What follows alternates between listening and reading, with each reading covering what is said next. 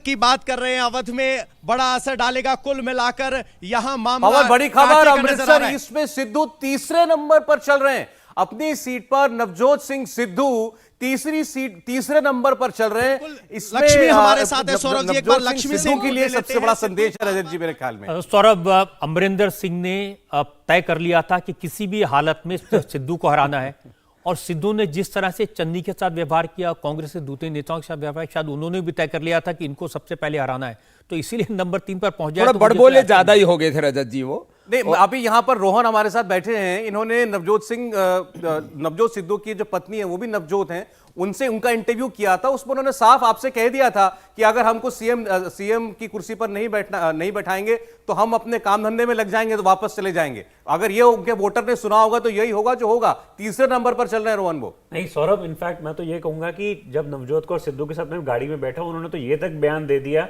कि मेरे हस्बैंड 25 से 30 लाख रुपए घंटे के कमाते थे और मैं 5 से 10 लाख महीने के, तो हम वो करियर छोड़ के आए हैं, तो अगर हमें सीएम पोस्ट नहीं दी जाती है तो हम अपने करियर में वापस जाएंगे। तो जब इस तरीके की बयानबाजी होती है, और वो भी तब जब 15 दिन रह गए हो चुनाव को, तो आप समझ सकते हैं कि कितना। बिल्कुल, मैं रोहन आता हूं आपके पास। इस पर उत्तर प्रदेश से बड़ी खबर है। रुझानों में भाजपा बहुमत के आंकड़े को छू चुकी है। 202 सीटों पर आगे, 202 सीटों पर बीजेपी आगे चल रही है। इसका मतलब साफ है कि जो रुझान है उनमें कम से कम मेजॉरिटी मार्क को बीजेपी ने छू लिया है।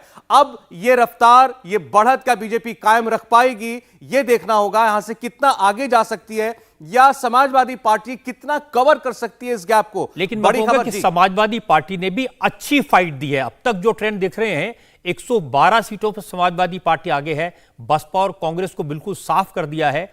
अन्य जिसमें असदुद्दीन ओवैसी जैसी पार्टियां हैं वो भी नंबर सिर्फ 3 पर सिमट कर रह गई है। तो कहूंगा कि अखिलेश यादव ने अच्छी टक्कर दी है, और योगी आदित्यनाथ ने अपने आप को बहुत अच्छी तरह डिफेंड किया है। 202 सीटों पर अब तक के रुझान के अनुसार आगे होना बड़ी बात है। रजत जी, केवल 75 सीटों के ट्रेंड्स अभी बाकी हैं।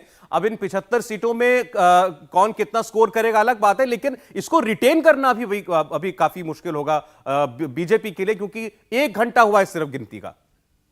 1 घंटा, और जब ईवीएम मशीन खुलती है तो फिर तेजी से रुझान आते हैं, जो अब आने शुरू हो गए हैं।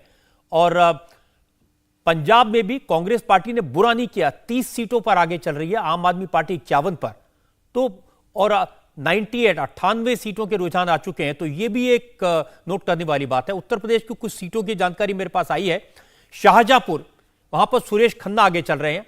वो योगी आदित्यनाथ की सरकार में मंत्री हैं। सुरेश खन्ना बड़े सरल सहज स्वभाव के व्यक्ति हैं। शाहजहांपुर से 1989 में पहली बार विधायक बने थे, और इसके बाद 2017 तक वो 8 बार लगातार चुनाव जीत चुके हैं। इस इलाके में सुरेश खन्ना काफी लोकप्रिय हैं, और सबको उम्मीद थी कि वो चुनाव जीत जाएंगे। मथुरा की छाता सीट का जिक्र करते हैं। बीजेपी के लक्ष्मी नारायण आगे चल रहे हैं। छाता सीट की खास बात यह है कि पिछले 30 बरस में कोई भी पार्टियां दोबारा चुनाव नहीं जीती।